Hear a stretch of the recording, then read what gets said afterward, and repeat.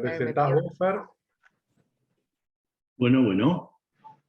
Estamos en el marco doble de dos optativas de la FAUD de la Universidad Nacional de Mar del Plata, a caballo entre el taller virtual en Red Arquisur, actividad virtual de movilidad estudiantil, y Cartografías de Mar del Plata Digital, que es otra optativa que estamos dando ya. Esta es la segunda edición, y el taller virtual es la 10ª edición. Lo interesante que se da es que, bueno, hay ciertos contenidos didáctico-pedagógicos que se superponen, y nos pareció sumamente oportuno amortizar, aprovechar que nuestros colegas, los profesores Claudia Cutrera y Guillermo Bengoa, como invitados para dar esta charla, estuvieran en las dos materias.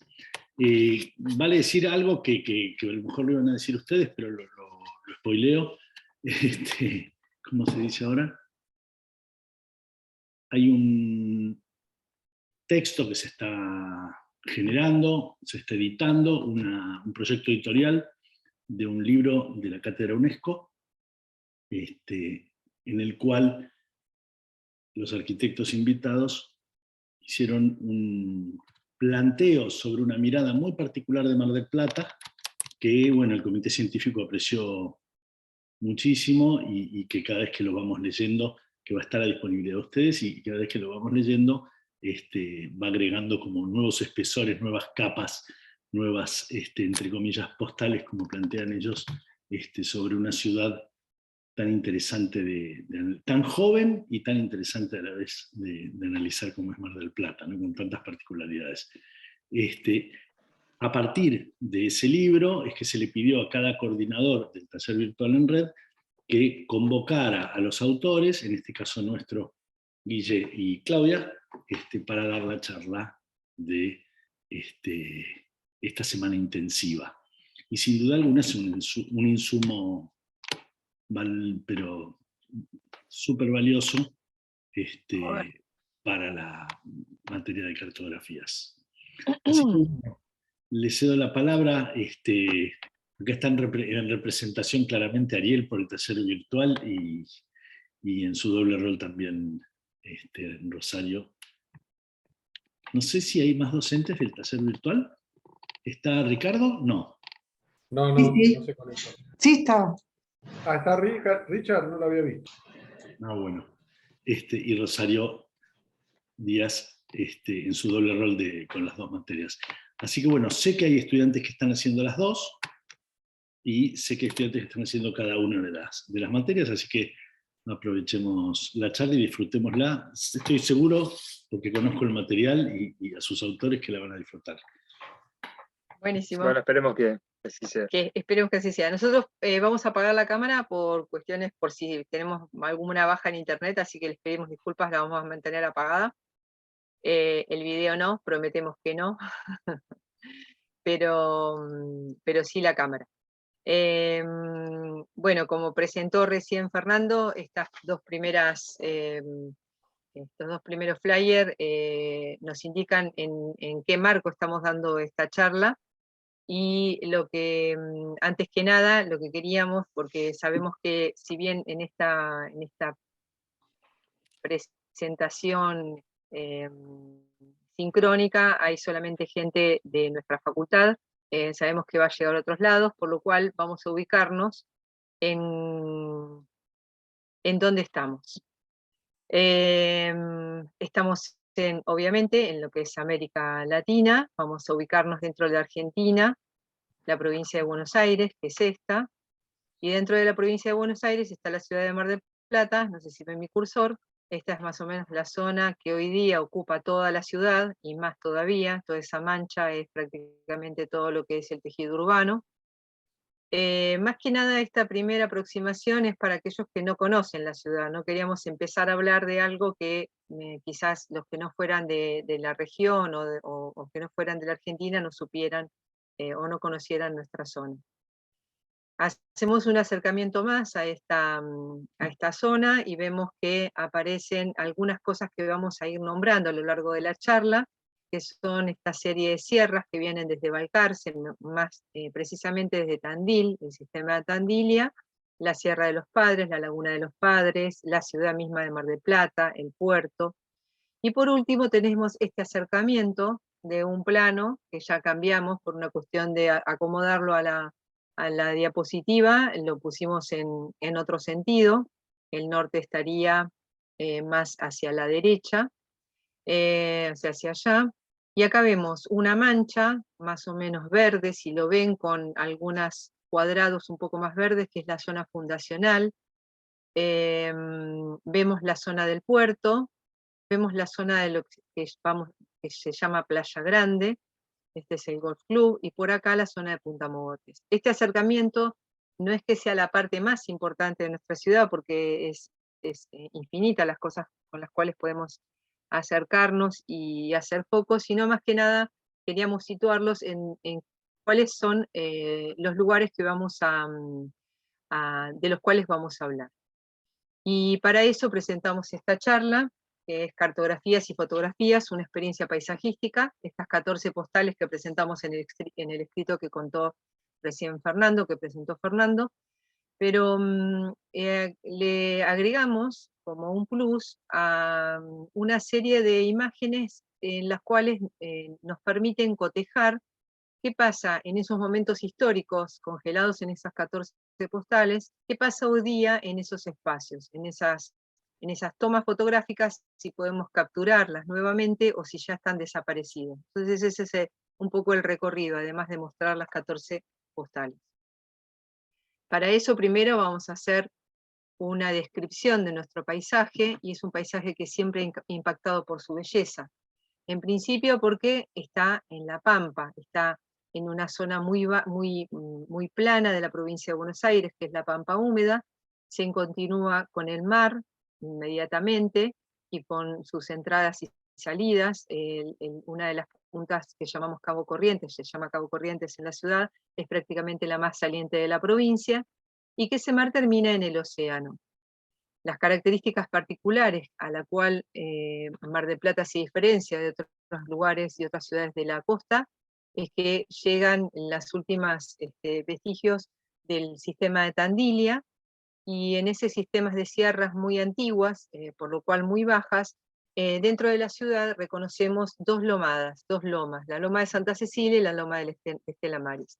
La que está más arriba es la de Santa Cecilia, la que está más abajo es la loma de Estela Maris. Son lugares muy significativos para la ciudad, son barrios con mucho peso histórico, pero sobre todo el primero, la loma de Santa Cecilia, tiene que ver con la fundacional de la ciudad.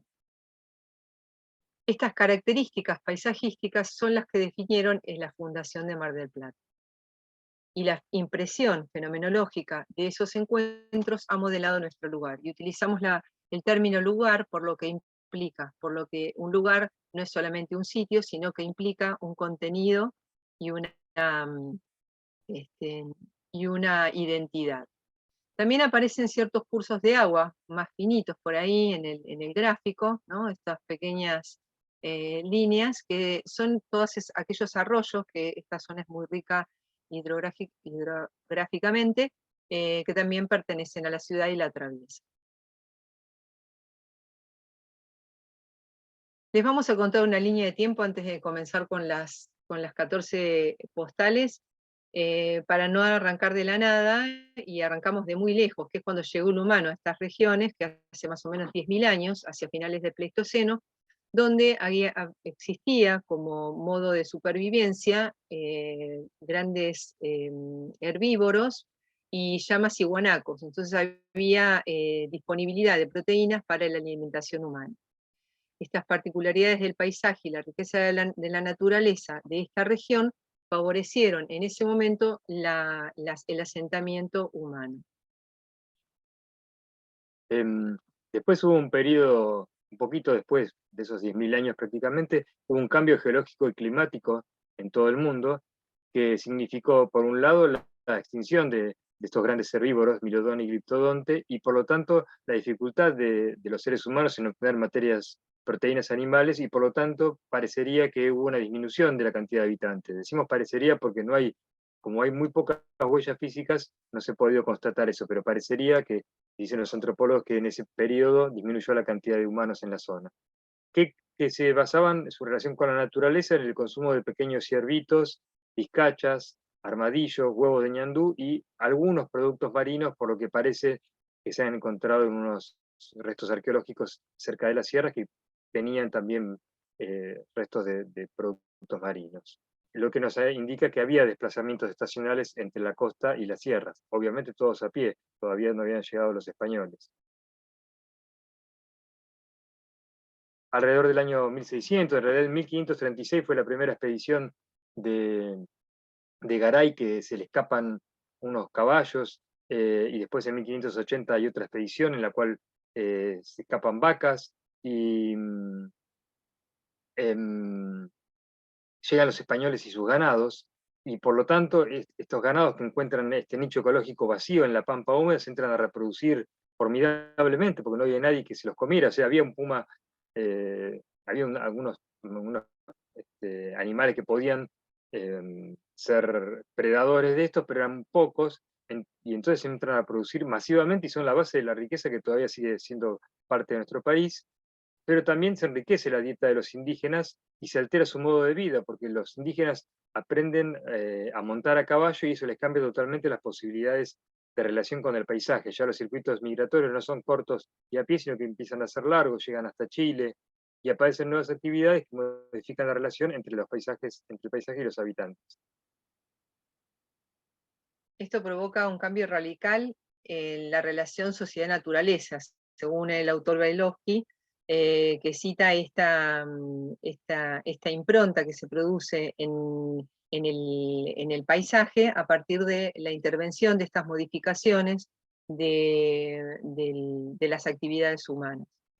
Y por último, habrán visto que los saltos son muy grandes, pero es una cosa muy sintética, no es el objetivo de esta charla.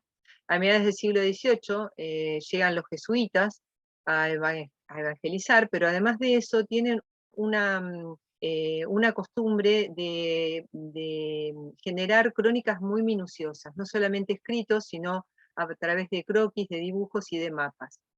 Y esta explotación del recurso empieza a surgir un poco lo que comentaba recién Guillermo, donde surgen las vaquerías y las estancias coloniales. Si nos ponemos a pensar, es un momento histórico de expansión en todo el territorio de lo que es hoy la Argentina, y en base a esto también se repobla nuevamente esta zona. Fíjense que este cuadro, si bien es una línea de tiempo, aparecen como columnas, donde por un lado están los tiempos, cómo se fueron dando, por otro lado está la aparición o no de lo humano, ¿no? De la actividad humana, mejor dicho, del hombre como habitante del lugar. Aparece la relación de ese hombre con lo productivo, qué es lo que se produce, con qué se mantiene, y por último, el impacto que producen estas actividades en el paisaje. Estas 4 columnas un poco son la síntesis de estas acciones que es lo que comentamos en esta relación entre sociedad y naturaleza, de cómo en un principio prácticamente nada modificaba el paisaje y en esta incorporación con la llegada de los españoles cambió radicalmente. Ahora sí vamos a comenzar con nuestras postales. Nos parecía interesante esa recorrida que planteaba Claudia, que describía sobre todo Claudia, para entender que es un territorio muy recientemente impactado por el hombre, prácticamente los últimos 300 años, porque los 10.000 años anteriores que había pueblos originarios, los impactos eran mínimos. De hecho, no han quedado casi vestigios de eso. Y acá lo que vemos en esta primer postal es le llamamos las jesuitas en la sierra, así es porque los jesuitas, que como bien dijo Claudia, eran una congregación que se dedicaba no solamente a evangelizar los pueblos de aquí, sino a explorar, eran muy minuciosos en la cartografía, algunos dicen también que eran espías de distintos lugares, verán por ejemplo que este es Fagner, tiene apellido alemán, Cardiel tiene apellido, que en realidad era Cardiel, era tiene apellido también de, Sajón. europeo, así de otro lado. Algunos dicen que eran espías de la corona, Corona británica. de la corona británica, no me salía el nombre, gracias. Pero estos tipos eran muy hábiles relevando mapas, y en este mapa de la izquierda que se ve realizado por Fagner, uno de estos jesuitas, se ve toda la Patagonia, o sea, la parte, el mapa de abajo chiquitito es Ahí está. toda la Patagonia, el mapa de arriba es un recuadrito de este lugar, donde se revelan, bueno, dónde estaban sus misiones, y la idea de que ya tenían claro que era importante la llegada al mar. ¿Por qué decimos eso? Porque en la zona de Mar del Plata, que es esta que está señalando ahora el mouse, aparece Cabo Lobos, que sería lo que sería Punta Mogotes, y dice zona rocosa y zona de embancamiento, o sea, lugares donde, está en inglés, ¿no? Y con idioma marítimo, pero o sea, que era un lugar peligroso para que los barcos ahí encallaran. Lo que hace pensar ya que la gente estaba pensando, los tipos estaban empezando, que productivamente ese lugar podía ser interesante para hacer un puerto. Fíjense que es el único lugar de la costa prácticamente que tiene señalados problemas de la navegación. De hecho, en ese lugar, justamente, ahora actualmente y hace más de 100 años está el faro de Punta Mogotes, y también hubo una serie de naufragios en la zona desde hace muchísimo tiempo, por eso, por la zona de la Restinga, que es una zona Toda esta parte de acá. claro, una zona de bancos de arena muy altos, y las Punta Mogotes, que son también piedras que hay allí en la zona. No, y además aparecen varios datos, ¿no? Aparece la presencia de las sierras, como la vemos por acá, la presencia de las lagunas. Esta es la albúfera de Mar Chiquita, estas son unas salinas que están ya cerca, un poco más bajo que Bahía Blanca. Quiere decir que había una idea de ese recorrido costero, bueno, el Cabo San Antonio, el mismo Río de la Plata. Aparece como toda una serie de datos que son muy parecidos a lo que conocemos hoy día. Esta foto, la foto de la derecha, nos muestra la reconstrucción de la reducción de Nuestra Señora del Pilar, que se realizó a mediados del siglo XX, de acuerdo a las descripciones que hacía Cardiel en 1700, alrededor de 1750. Esta reconstrucción nos mostraba que estas jesuitas estaban tratando de evangelizar a los habitantes de la zona.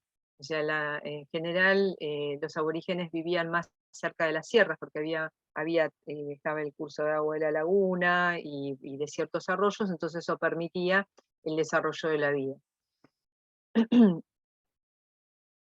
Y hicimos como esta especie de superposición, ¿no? De este lado vemos el mapa de la provincia de Buenos Aires, que podemos compararlo con el primero, el del jesuita, donde están marcadas las salinas grandes por acá abajo, cerca de Bahía Blanca, donde está Mar de Plata, esta zona donde recién citaba Guillermo, y donde se puede ver algunas cuestiones que tienen que ver con la orografía que empiezan a aparecer por aquí. Nos interesó que se viera cómo este espacio natural, que es la Laguna de los Padres, que justamente lleva este nombre por la presencia de los jesuitas, de cómo hoy día es un espacio absolutamente antropizado, no solamente por las actividades recreativas que están en el lugar, sino también por las actividades productivas, como se ven los campos sembrados, la presencia de caminos, la presencia de forestación, todo lo que está aquí forestado es todo exótico, no hay ninguna de estas, la mayoría, salvo a una que ahora vamos a ver, de las plantas y las especies vegetales que vemos son todas plantadas posteriormente por los españoles.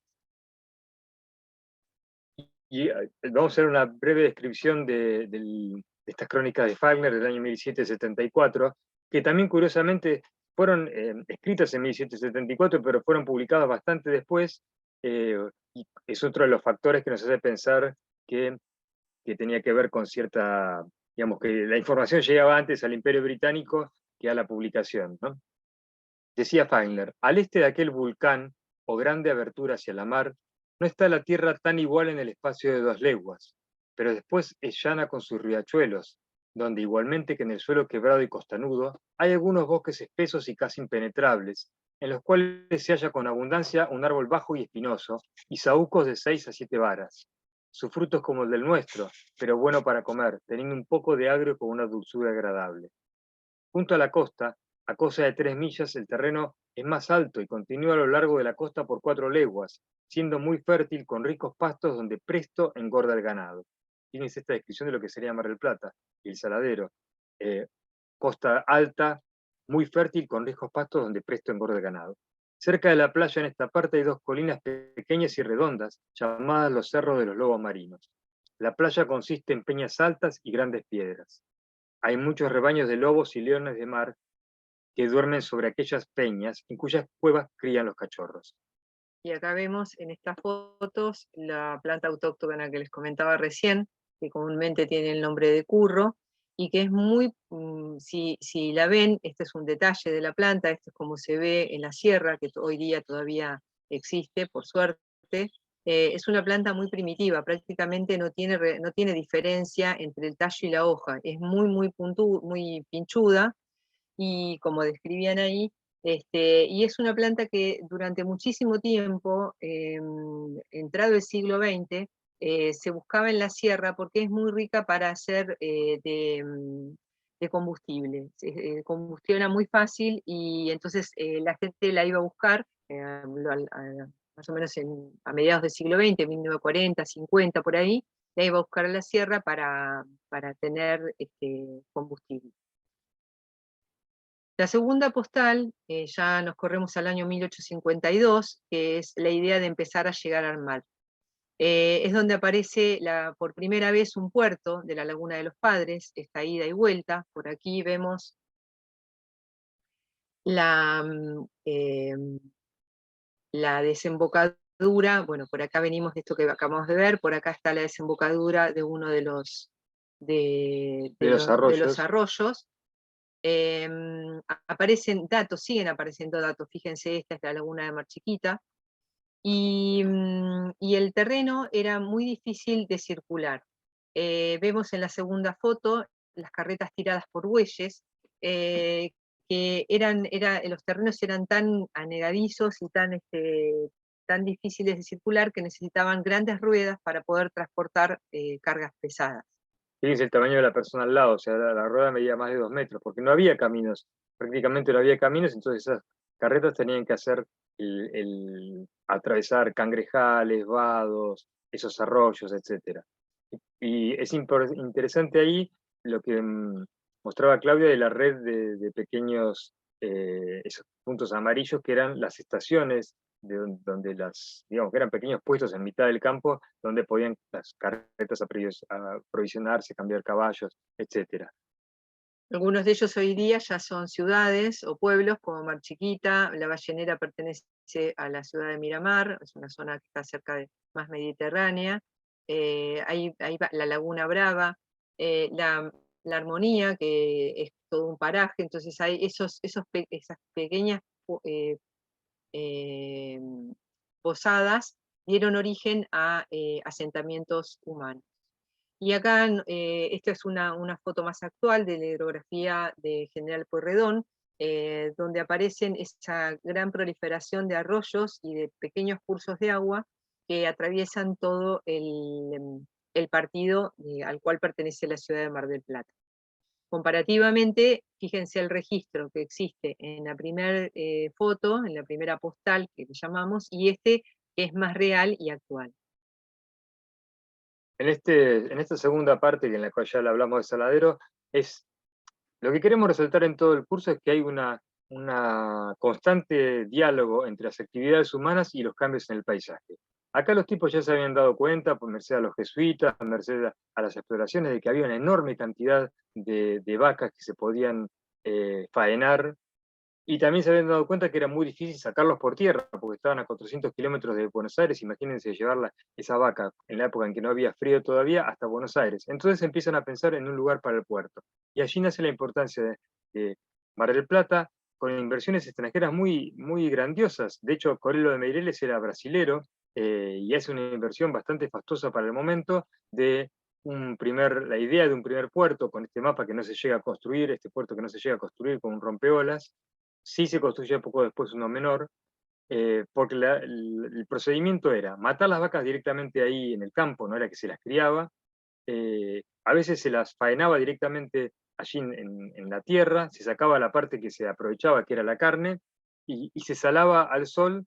Había que traer la sal de otros lugares, por eso lo que mostró Claudia de las salinas del sur, aunque muchas veces la sal venía de afuera, porque todavía en la época de los españoles tenían un férreo control político sobre la sal, y aunque parezca curioso, la sal venía de Cádiz, habiendo a pocos kilómetros salinas aquí. Fíjense la importancia productiva de sacar la mercadería, que lo que aparece en el dibujo de la derecha son dos barquitos, representados casi con mayor tamaño, con mayor detalle que el pequeño saladero que aparecía atrás. Y por debajo podemos ver una foto del saladero, donde se ve el curso de agua. Este es un puente, uno de los pocos puentes que cruzaban el arroyo, es el arroyo Las Chacras, que es el que atravesó la ciudad, atravesó en un momento la ciudad y ahora está entubado. Y esas eran las instalaciones que aparecen en este dibujo de 1860, y la presencia de ese puente para conectar las dos partes.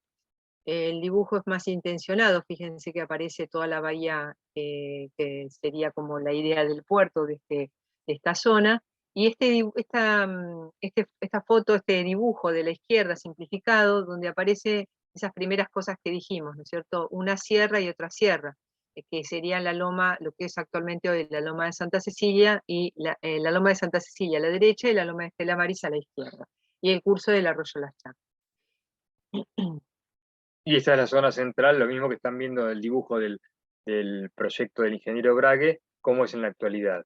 La importancia de esto está dado si uno ve los debates legislativos de la época, porque en este pueblito, ni siquiera pueblito, no estaba fundado, este lugar abandonado del universo argentino, el Senado de la provincia de Buenos Aires discute una ley por un subsidio para construir este puerto, porque se dan cuenta que había necesidad de sacar por algún lado la mercadería y que este puerto este lugar era el mejor lugar de la provincia de Buenos Aires a tal efecto.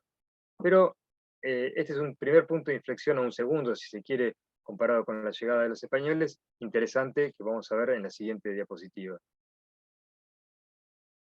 Es la fundación de Mar del Plata, pero sobre todo la bifurcación de la historia de la ciudad en dos grandes vertientes, son dos grandes posibilidades de aprovechamiento del paisaje. Uno claramente productivo industrialista, como sería el anterior, o sea, cazar vacas digo cazar porque no es que se criaban, cazar vacas por la llanura, matarlas, faenarlas, hacer charque y mandarlo sobre todo a los esclavos de Brasil, y otro, el turístico.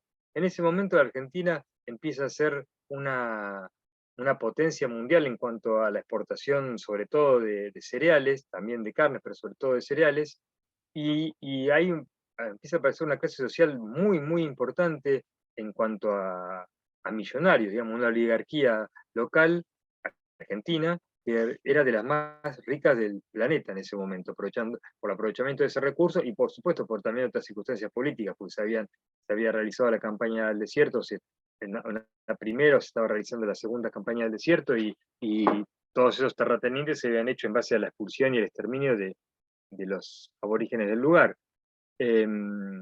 Y entonces en el año 1874, en parte como este impulso de urbanización y de ver qué pasó con el turismo, surge la idea de fundar la ciudad de Mar del Plata, que la funda Peralta Ramos, con una cuadrícula que, como están viendo en el plano de la izquierda, absolutamente independiente de las condiciones del lugar, podría haber estado acá, en Córdoba, en Tandil, en cualquier lado, una trama hipodámica de 100 varas de lado, que ignora totalmente el paisaje, excepto una construcción que ahora Claudia les va a contar. Y está bueno que nos detengamos también en esta foto perdón, volví para atrás con el mouse, en esta foto de la derecha, porque se ve actividades, esta puja, como comentaba recién Guille, entre las actividades recreativas que implica lo que podría ser un turismo de élite, y las productivas, porque fíjense que este lugar, que es este, no es otro que el que recién, justamente, todavía figura como un puerto en este lugar, ¿no es cierto? Esto es lo que veíamos recién. Es como, una de esta rambla es la antecesora de otras conocidas que se fueron construyendo y destruyendo por las inclemencias del clima y el mar, hasta que finalmente llega la última rambla, que es material, ¿no? En este segundo dibujo que vimos acá abajo, es la misma, es un dibujo hecho por un, no sabemos el autor, porque es un autor desconocido, pero sí hay un montón de estos dibujos que está bueno porque podemos ver cómo era el lugar, o sea, no era muy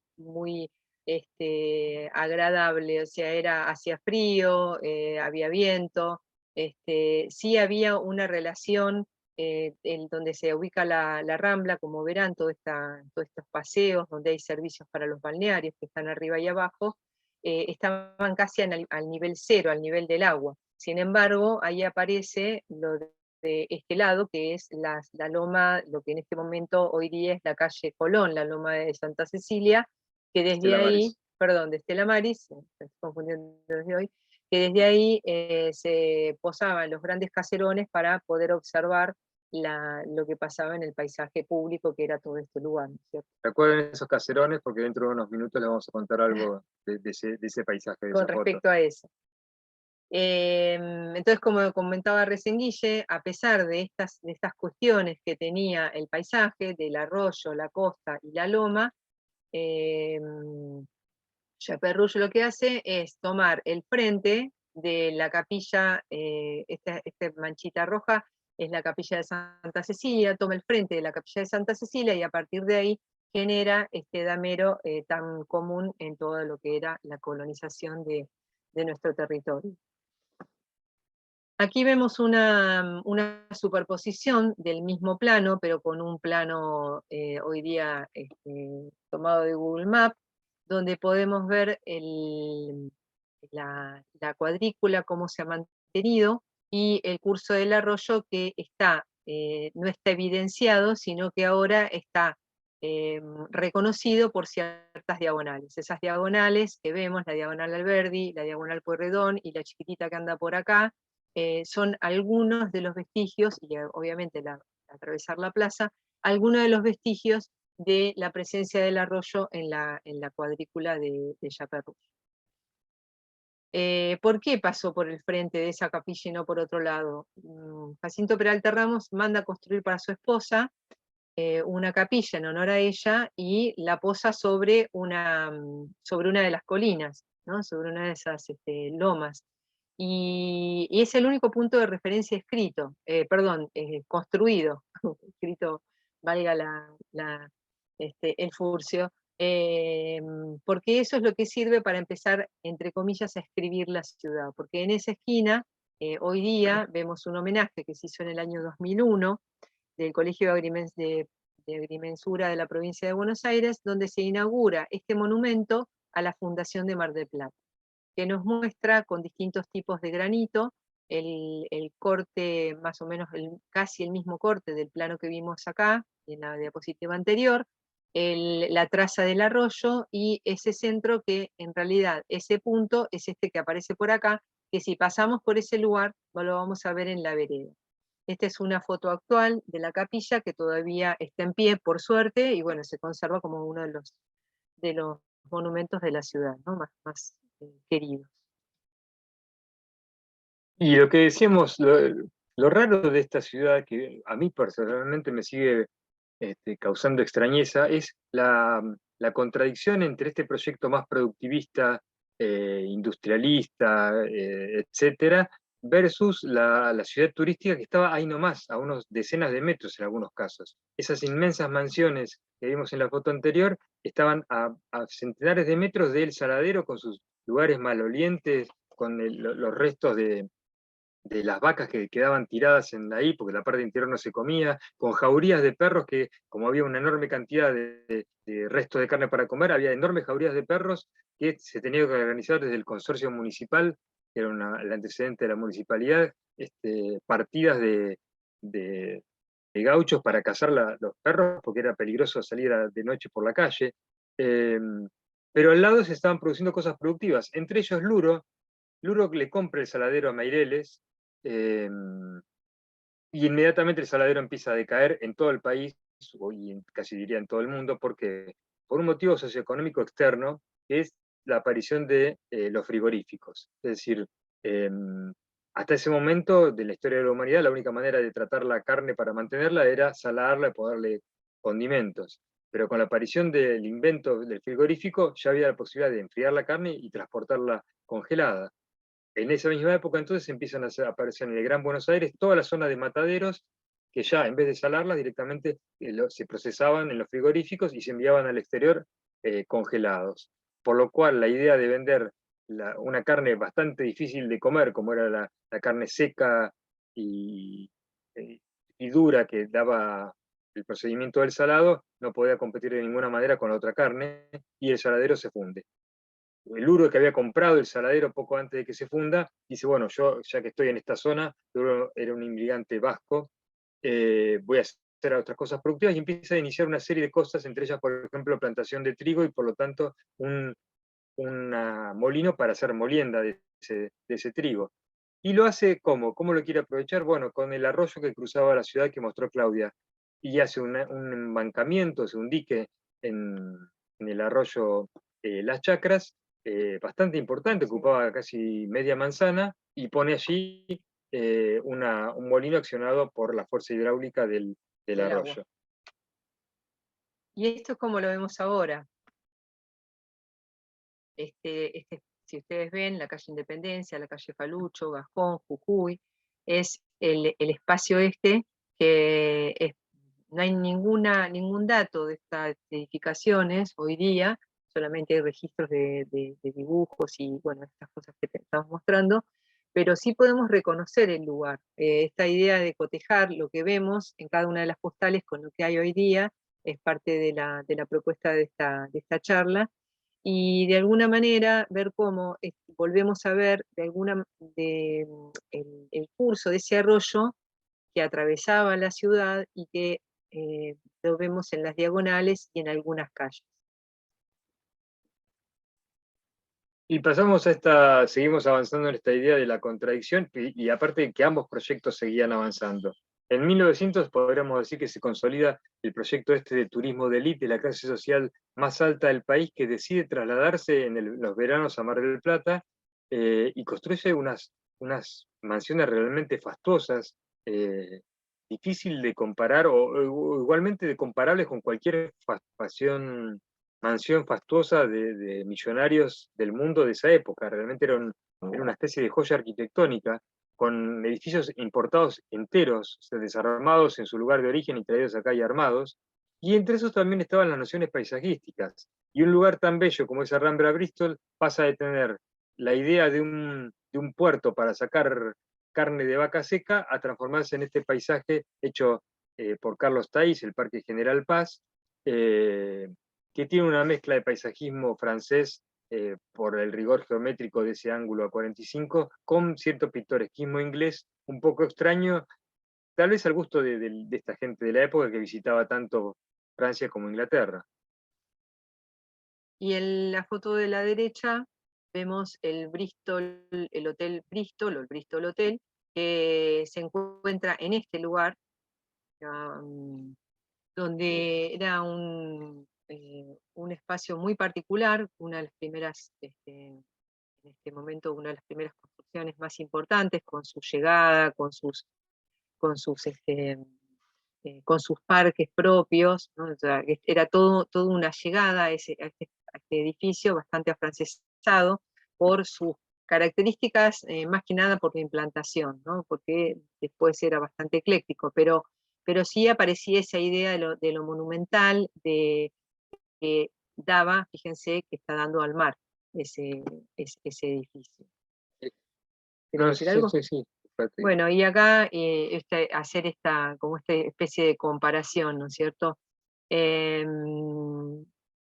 Este es lo que sería el Parque General Parque General Paz. Paz, con todo este lugar que después fue ocupado por lo que es hoy el casino, y en este lugar está lo que ahora llamamos el complejo Bristol Center, que es una serie de edificios que se realizaron en el año 70 de un emprendimiento inmobiliario que realmente fracasó. Si ustedes, los que viven en la ciudad o los que conocen la ciudad, quizás lo hayan visto, está muy degradado en todo lo que es su nivel cero, y bueno, aparecen unas torres de viviendas.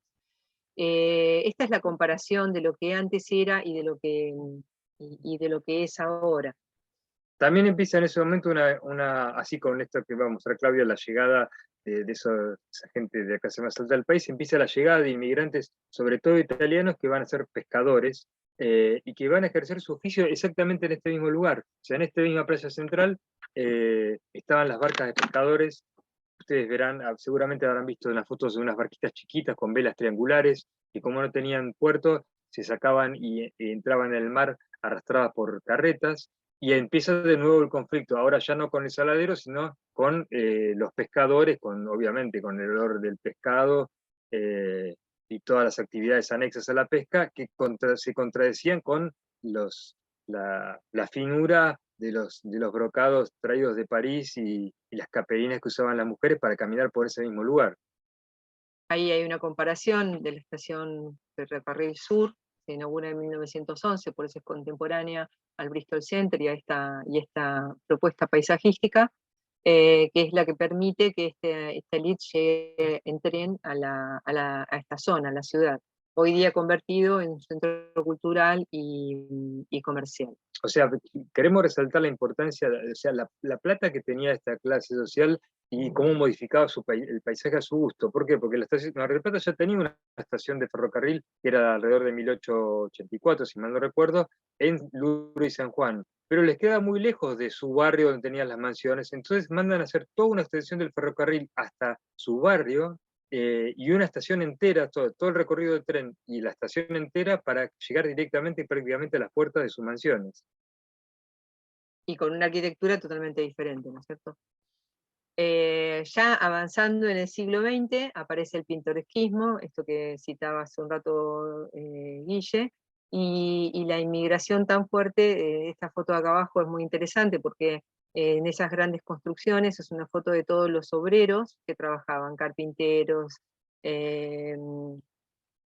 picapedreros, albañiles, toda clase de oficios que son traídos que los inmigrantes traen a América, de España sobre todo y de Italia, y llegan a estas costas ¿para qué? Para construir esas grandes mansiones. Esta es una foto de la Rambla definitiva, la Rambla Bristol, que es más o menos en 1920, y lo que podemos ver en estos paseos, en este proyecto Ese es un de proyecto de paseo, expansión más hacia el sur, que se construyó finalmente, el proyecto de Esplanada Sur, que era justamente del Torreón, más hacia el sur, toda la costa, es el Torreón. esas cuadras hasta la costa. Y si se fijan, aparecen como lugares de mirador. Estas líneas implican mirar al paisaje y son como balcones puestos en el mismo espacio público que nos sirven para mirar el paisaje. Entonces nos gustaba la idea de resaltar que esta idea de mirar el paisaje está íntimamente ligado a este momento. El reconocimiento de la belleza de ese paisaje natural convertido en un insumo de paseo público. Bueno, no, sí. Sí. No, después lo sigue cuando avancemos. No, y acá hay algunas fotos que nos muestran cómo eran esas villas alrededor de 1910, 1900, con distintos estilos, y que de alguna manera perseveró y se mantuvo en la ciudad, no en esa escala, pero sí en escalas menores, y hoy podemos reconocer algunos chalets de mayor o menor tamaño que replican esas cosas. Fíjense esta vivienda que está acá arriba replica cosas de este chalet que aparece por acá, o de esta que es la Villa María, que desgraciadamente ya la tiraron abajo. La idea del chalecito marplatense, que le llamamos tan comúnmente chalecito marplatense, con ciertos detalles de relación entre piedras, de la idea de que no está todo revestido, pero hay ciertos lugares que sí tienen revestimientos de piedra, entonces da idea de que puede ser todo de piedra, y que se compara con estas cosas, estos detalles que vemos por acá, en estas viviendas.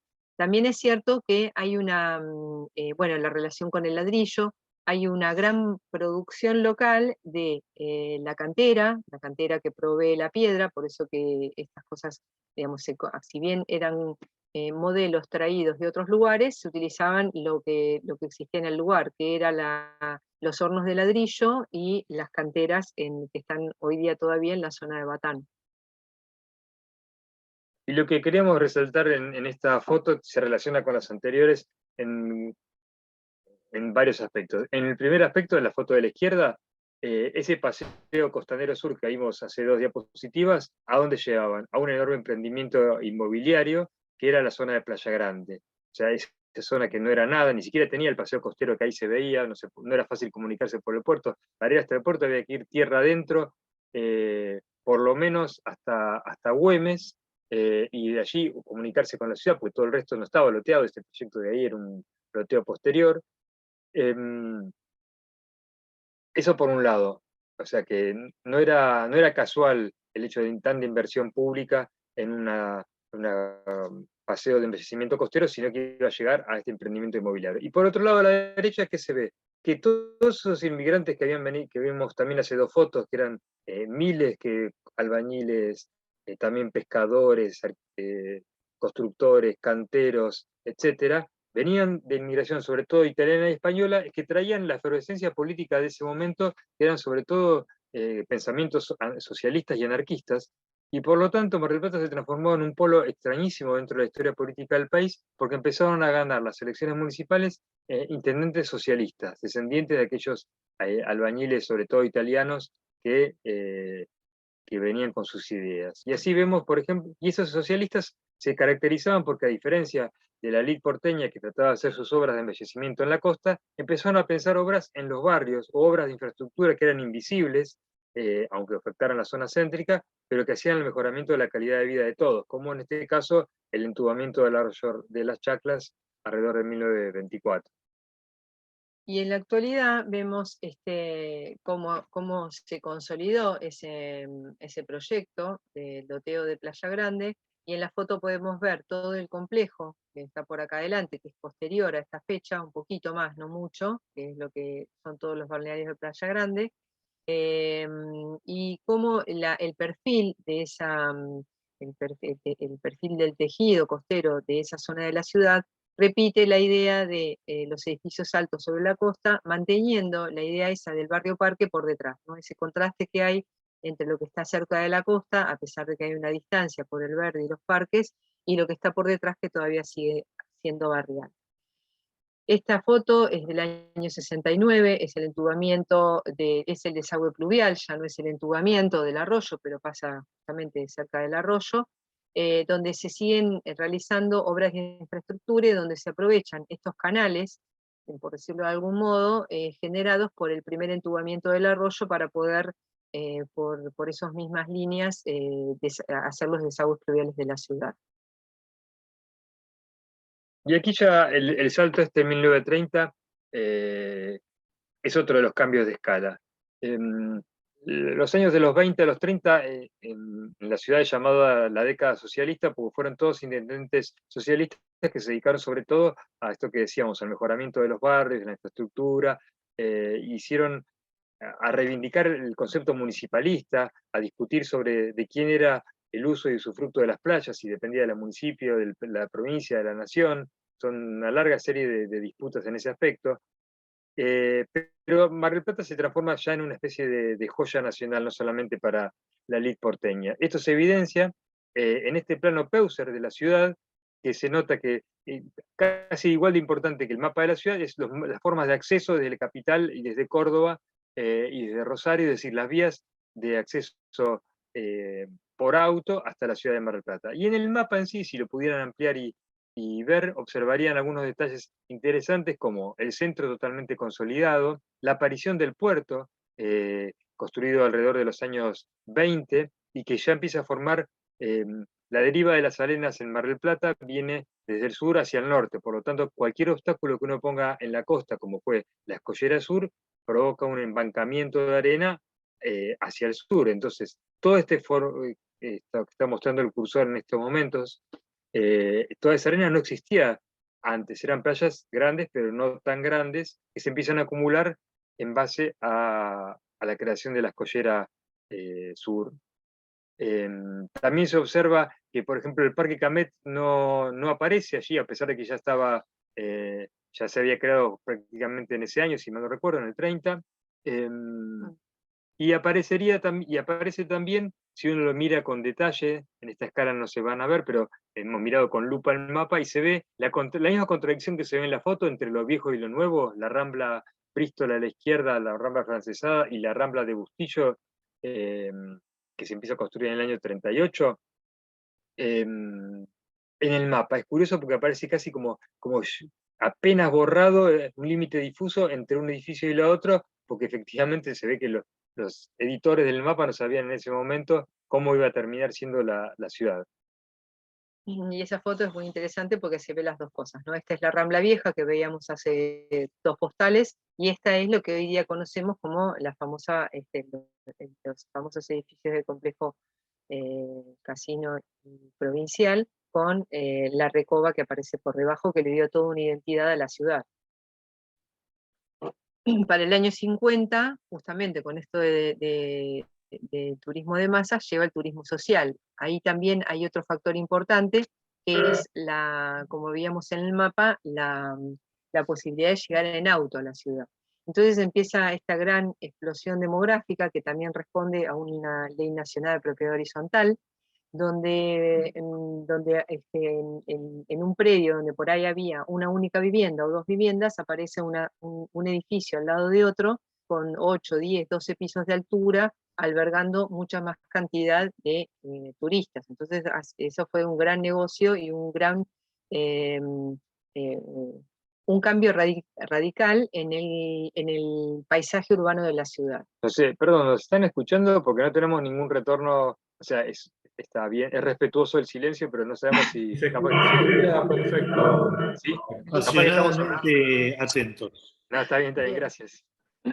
Esta es la avenida, como les decía, la avenida Colón, que hoy día tiene una única mano, para los que conocen la ciudad, la mano va hacia la costa, es esta que viene por acá. Esta zona que vemos en esta lomada, que aparece acá en esta foto, fíjense que todavía hay algunos vestigios de casas en esta foto, que es bastante vieja, del año 70, algunos vestigios de las casas, de los grandes caserones, y eran las que veíamos en las primeras ramblas desde la playa, hoy Playa Bristol, hacia la loma, como se veían esas mansiones que dominaban el paisaje. Y esta foto, obviamente que está sacada de Google, si no hubiera sido por Google no sé cómo hacíamos, porque estábamos tratando de ver todas estas imágenes para poder reproducirlas. Nos venía bien porque vemos cómo aquello que en un momento era el casino, fíjense que estaba el cartel por acá, ¿no? En este folleto de venta de edificios, de venta de departamentos, ¿no?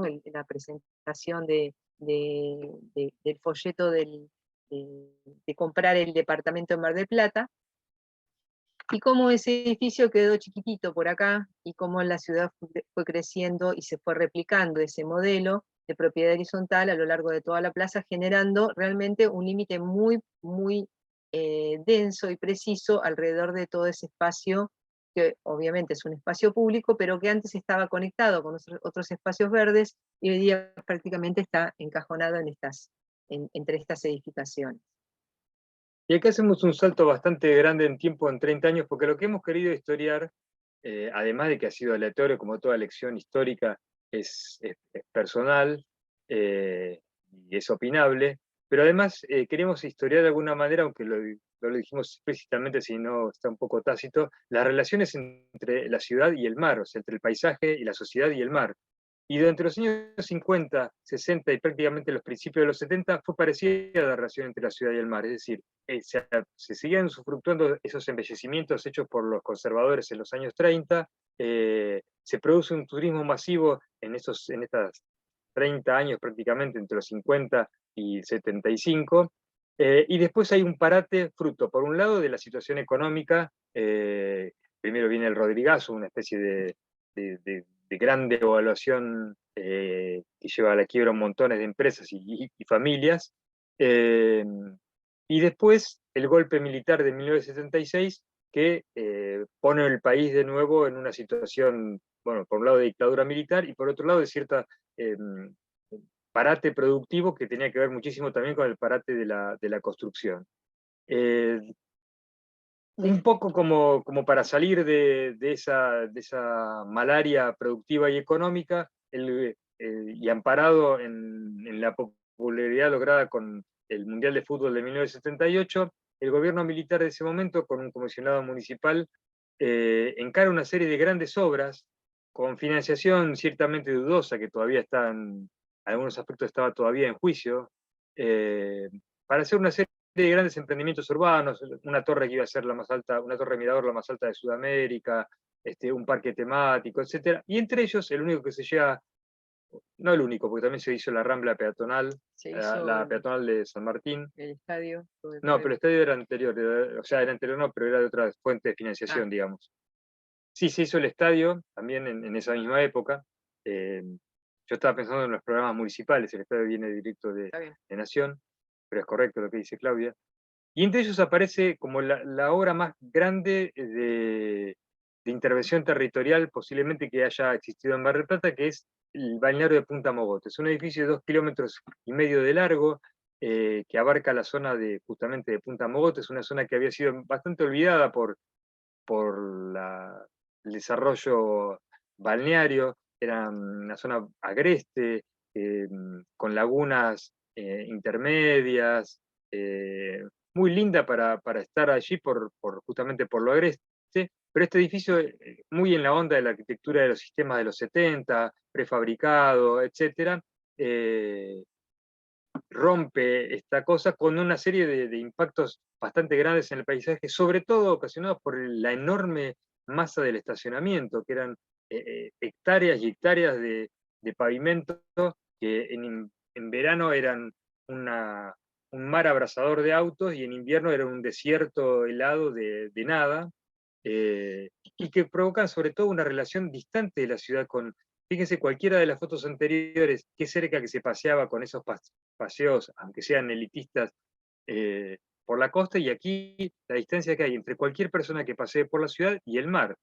Además hay como digamos, por un lado está el proyecto original, que acá hay una especie de croquis acá abajo, que es del estudio de Mariani en ese momento del año 78, donde tenía cierta sensibilidad que después fue descartada, y que se generan ese gran edificio con muchos núcleos verticales y unido por una gran pasarela, por esta la idea de que el edificio era muy largo, y esta distancia donde se prioriza el auto. Fíjense este elemento que aparece, todo este territorio de nada, del auto, nada más, para llegar, estacionar e irse.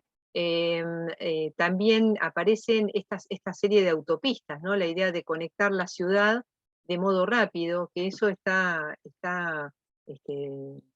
puede ser criticable, digamos. Si bien está bien que la ciudad tenga puntos de conexión rápidos y son necesarios, sobre todo en el tamaño que hoy día tiene la ciudad después de 40, 50 años, pero esto es contemporáneo también al acceso norte de la ciudad, que se parece bastante a esta línea, a estas tiras, cintas asfálticas, donde hay un exceso de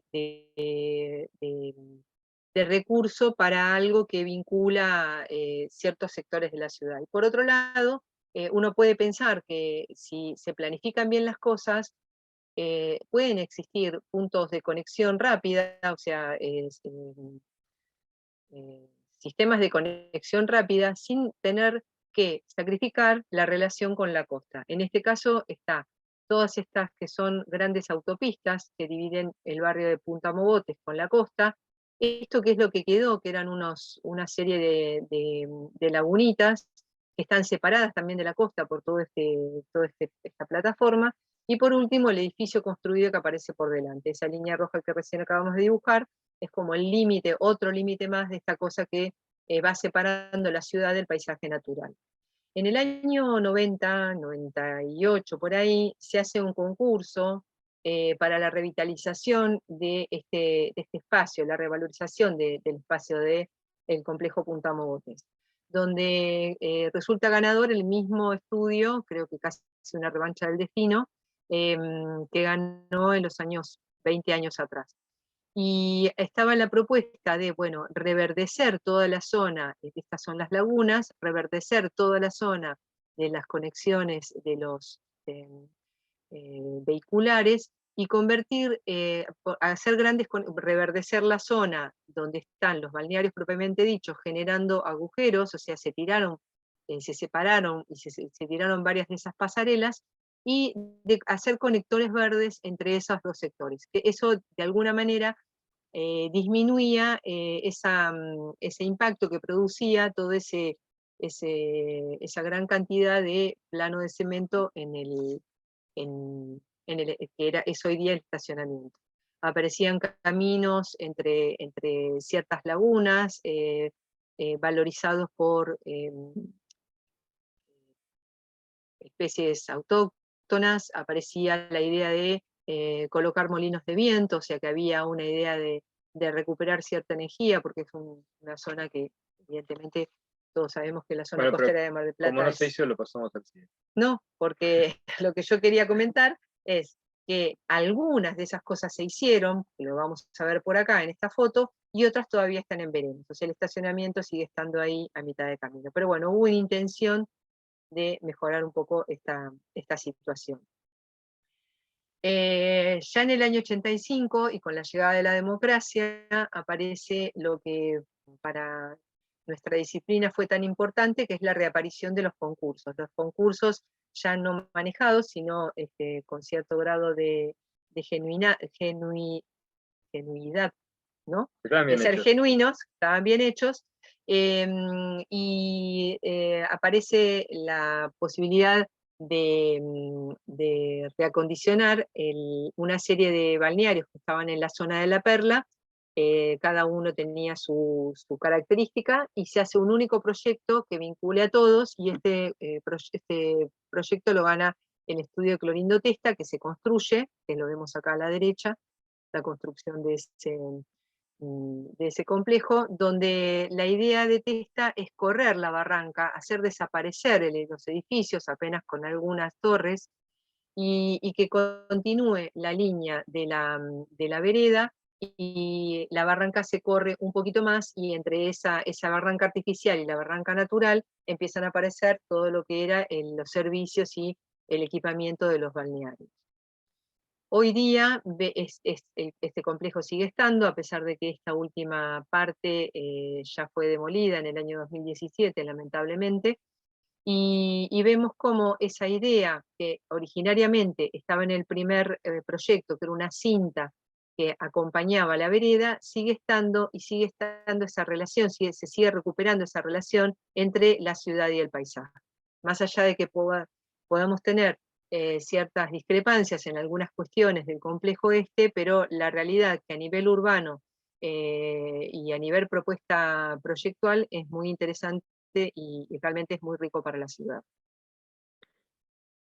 Sobre fines del milenio aparece la Plaza del Milenio, que es este sector que aparece cerca del casino. Recién habíamos visto esta plaza cuando vimos la foto de la foto aérea de la ciudad, que es una foto actual, con lo cual esta plaza existe, pero esa manzana fue una famosa manzana que estuvo en juicio durante mucho tiempo, llamada la manzana 115, que antes del año 99 se veía como la vemos ahora, ¿no? Como se ve en esta foto.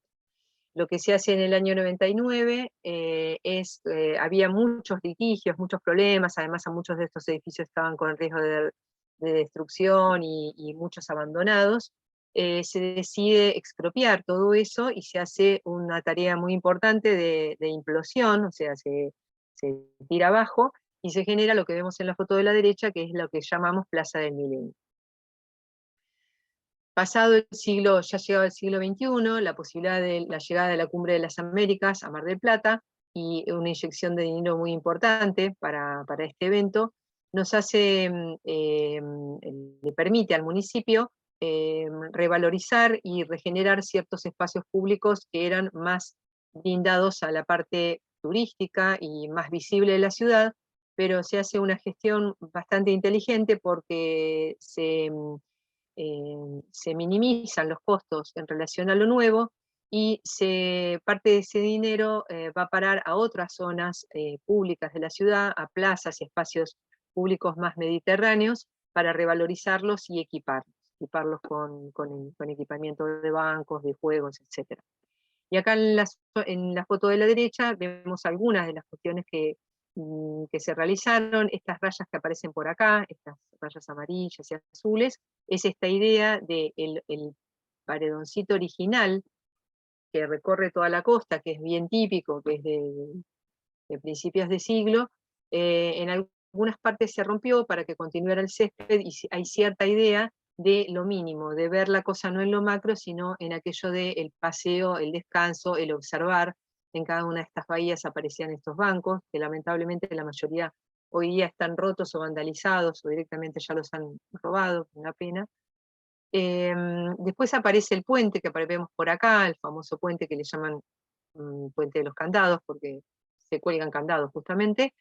Y esta que es la Plaza de las Américas. Y esta zona, que es la zona de la Diagonal Alberdi, si recuerdan, esta es la desembocadura de lo que originariamente era el arroyo Las Chacras. Quiere decir que esto que vemos acá, por ahí debajo, viene hoy día el desagüe pluvial y el desagüe de lo que poco que quedará del curso de agua del arroyo.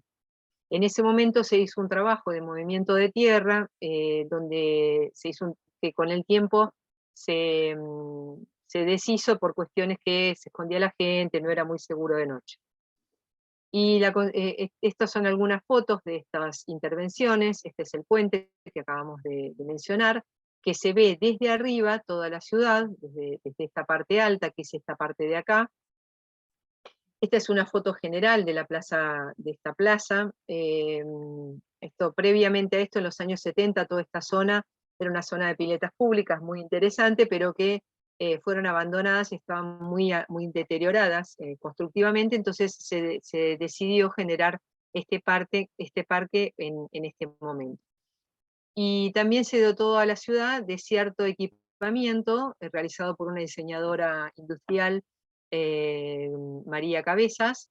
María, ¿no? Sí, ¿o no? Sí, y también Y Diana. Gabriela Sangorrín.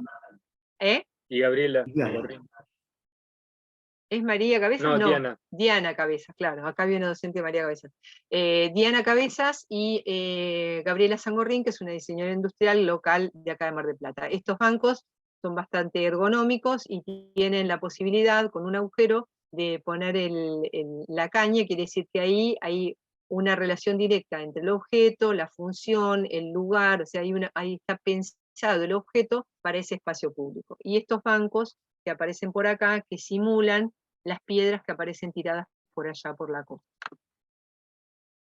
Como verán, esta es nuestra última diapositiva, y tenemos idea de que continuará Sí, en lo algún que, momento. como dijimos, fue una especie de elección aleatoria, pero lo que apostamos nosotros es a pensar y a despertar en ustedes, que son los futuros hacedores de parte de la ciudad, la idea de la responsabilidad de cuando uno diseña pedazos de ciudad, aunque sean pedazos menores, y que la relación con la costa depende, y con el paisaje depende de opciones económicas, como pasa a veces, pero también de opciones ideológicas, de pensar para quién se abre el espacio público, cómo se hace más accesible el lugar, cómo se hace más accesible no solamente físico, en el sentido más tradicional, digamos, de las discapacidades o de los accesos físicos, sino de la mera posibilidad de contemplación del espacio, que es tan valioso y tan necesario, y que lo hemos visto con la pandemia, la necesidad de ver el horizonte, por ejemplo. Entonces, queríamos incitarlos a que busquen ustedes estas formas distintas de relación paisajística de la mejor manera posible, simplemente. Bueno, con esto terminamos. Dejamos de compartir. ¿O quieren ver algo de la presentación? No. Dejó de No, ya compartir, están ¿no? cansados.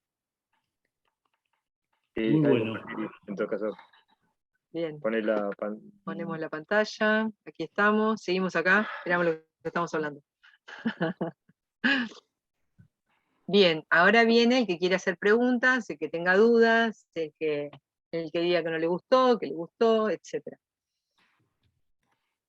En realidad, lo difícil de todas estas cosas es poner el límite, porque cada vez que encontramos una foto, cada vez que vemos un mapa, esta tentación de compararlo con lo existente, con lo que estaba, si observaron en algunos casos volvíamos para atrás, ¿no? Porque, por ejemplo, la Plaza del Milenio, que hoy día es una plaza, volvimos con la foto para atrás. Bueno, ¿cómo era esto antes, en función de lo que es ahora?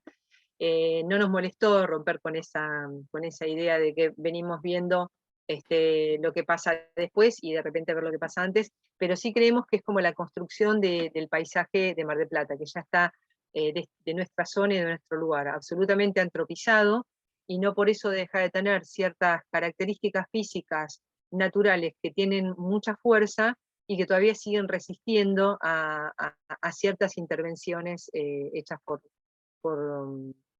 otros profesionales, ¿no? Por intereses diversos, tanto políticos, inmobiliarios, arquitectónicos.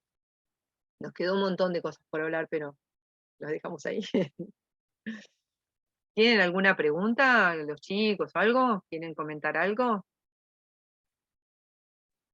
Buenas tardes, ¿se me escucha? ¿Sí? Sí, Buenas tardes, Claudia Guillermo, gracias por la presentación, bastante enriquecedora. Yo tenía una duda particular, que cuando ustedes comentaron el tema del mapa de 1930, de Peucer, por lo que comprendí, dijeron que la playa Punta Mogotes, esta cuestión de los médanos en la arena, se originó debido a la escollera norte, por lo que entiendo. Fue consecuencia de la posición de la escollera norte. Mi ya, consulta, sí, Sí. sí, Dale, sí, te dale. escuchamos. mi consulta es, entonces, en cuestiones de la reserva natural, la que está ahí, Sí. justo en la escollera, ¿no? Sí. ¿A qué se debió entonces? ¿Se debió entonces a la posición de la escollera? ¿O eso estaba antes y después se puso la escollera? No, en Eso realidad está buena la pregunta, porque en realidad había una concepción tradicional de las reservas naturales que eran solamente el espacio prístino, como si vamos a las cataratas del Iguazú porque ahí nunca fue un ser humano y está mantenerlo así. Y en realidad ese espacio, lo que es la Reserva Natural del Puerto, que desde el año 2014 tiene una ley provincial que la defiende, es lo más antropizado que hay. O sea, ese lugar había todo donde está la estación, la usina de energía, era toda una montaña de roca, todo ese espacio era una montaña de roca que llegaba hasta el mar prácticamente y que agarraba parte de la reserva, pero esa roca se demolió, se dinamitó y se remolió para hacer las escolleras justamente. Entonces ese espacio quedó abandonado y fue durante décadas tierra de nadie, lo que los franceses llaman terrain vagues, o sea, tierras difusas que no son de nadie. De hecho, cuando empezamos, o un grupo de ambientalistas empezó en los años 1900, al principio de la democracia, a defender esa cosa con una fundación que crearon, una ONG que se llamó Fundación Reserva Natural del Puerto. No había ni reserva, ni había fundación, no había nada, eran 5 pibes medio locos que trataban de hacer que eso se transformara en una zona turística. Perdón, de De reserva. reserva natural. Y cumplió un rol que los ecólogos le llaman de buffer, o sea, de amortiguador entre distintas zonas, porque si no hubiera estado eso, estaba el puerto productivo, Punta Mogotes turístico, la ciudad en el otro lado, las fábricas que estaban ahí entre medio. Y ese buffer, ese amortiguador entre distintas circunstancias sirvió para que durante un tiempo estuviera relativamente tranquilo, tiempos son unas décadas, y se empezaba a repoblar de animales que se habían ido durante un montón de tiempo, sobre todo fauna marina. Y ahora tiene una fauna bastante rica, pero no es natural en el sentido de que no estuvo siempre así, es un producto de la apropiación del hombre y del posterior abandono. Claro, lo que sí es lógico que si ahí se vuelven a instalar ciertas especies animales o vegetales, van a ser las propias del lugar, a no ser que haya alguna que invada más que otra. Pero esto que decís es importante porque la forma en que fueron conformadas las escolleras del puerto generaron estas zonas de mayor cantidad de bancos de arena. también es cierto que había una cierta predisposición para que eso Sí, sucediera. había playas O ahí. sea, ahí ya había playas. Lo que se hizo fue aumentar la superficie de playas. Eh, pero esta cuestión del puerto también, el puerto es como un tema aparte. El puerto tuvo varios proyectos e incluso varios modos el puerto por una cuestión de calado. Hay gente acá que entiende más que yo, pero yo voy a contar desde lo poco que sé, por el calado que tiene, que ahí Ariel ya está levantando la mano desesperado. Eh, el, el- el, um, el puerto podría ser un puerto de un calado más profundo, pero creo, si mal no recuerdo, por el modo en que fue construido y que fueron construidas las defensas, es difícil de que esto se genere. De todos modos, volviendo, lo voy a dejar a Ariel que hable del puerto porque es el que entiende, pero yo voy a volver al tema de la... ¿No era eso? No, era una pequeña, perdón, era nada más que una pequeña corrección de lo que dijo Yago, porque Guille lo explicó bien en la charla, que la que forma Punta Mogotes es la escollera sur, El no la sur. escollera norte. Ah, sí, la escollera sur. Perdón. Una Sí. pequeña observación, porque como Sí. bien dijo Guille en la charla, la deriva que acumula Exacto. arena en todo el litoral del sudeste de la provincia de Buenos Aires es en sentido sur-norte. O sea, Sí, la sí. arena es del lado sur. Cualquier... Bueno, si se fijan, en cualquier, hoy día que tenemos a la posibilidad de tener muchas escolleras, porque una de las cosas que no nombramos es el momento donde empiezan a aparecer las escolleras en la zona céntrica de la ciudad, la zona donde se acumula mayor cantidad de agua es mirando, como si mirara yo las dos escolleras, sería del lado de mi izquierda, ¿no? O sea, lo mismo que sucede en el puerto se replica en todos los lugares. En el puerto más todavía porque ahí está más abierto eso. O sea, había una predisposición para que eso sucediera. Lo que hace la posición de la escollera sur es acentuar esto.